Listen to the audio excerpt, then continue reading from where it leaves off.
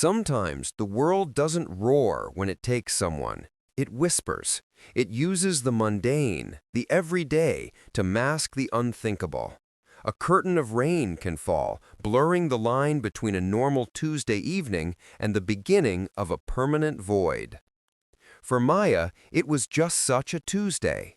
The 5 o'clock bus hissed to a stop on Maple Street, releasing her into the damp twilight. The air, thick with the smell of wet asphalt, clung to her coat.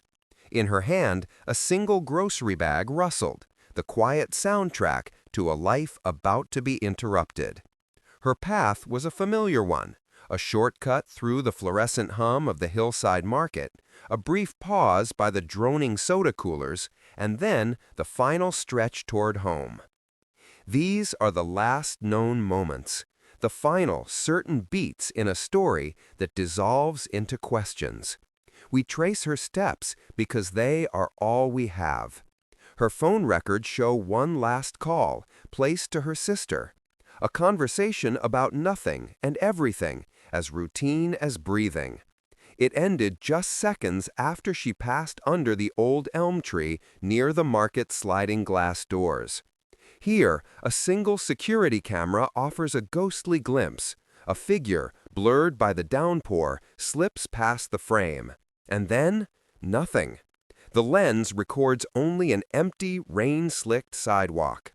What happens in the space between one frame and the next? At her front door, the evidence offers no answers, only deeper confusion. Her house keys resting on the welcome mat, her wallet untouched inside the grocery bag. No signs of a struggle, no screams, just silence. Her brother Leo still has the last voicemail she ever left him, a simple message now transformed into a sacred artifact. In an age of constant connection, of location sharing and digital footprints, we are lulled into a false sense of security. We believe that no one can simply vanish. But the gaps still exist. They are quiet, stubborn, and they can open on any street, at any time, swallowing the final footsteps of a life. The geography of a disappearance is cruelly small. A thin, fragile line from the bus stop to the market to a front porch she never reached. In the vacuum left by facts, rumor rushes in. Neighbors later spoke of a dark blue sedan circling the block, a detail unconfirmed but noted. A ghost in the machine of the investigation.